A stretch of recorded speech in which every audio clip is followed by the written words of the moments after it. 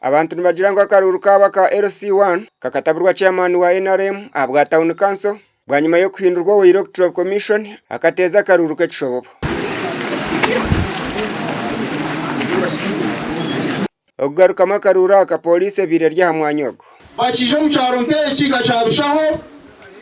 bakajya police tokaza itoka yegerayo boryaha yo kambanze yengeneze kureba DPC diyebitirebe ko rahabaho mushango ni impura abantu ngabo mu cyaro shango bariyo turahamwe utaruga umurayi maze situina masiko biratine kibina asingira Rosette wa NRM n'obururu 82 ari 58 Rosette I know bururu 58 then Moses I know bururu 82 cyabire nkaha akaba kurwana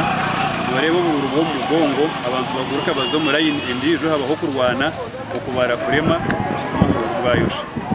so nabani nyanda kusima Uganda police ahabo bumwe ahabo burungi bwihanga ry'u Uganda kandi okongera kumanyisa abantu ndemukura ngo police ngaha waje approachinga kurunjoka digambere nsonga hansonga neiza kuyamba gasha kwa Ruth n'wamanya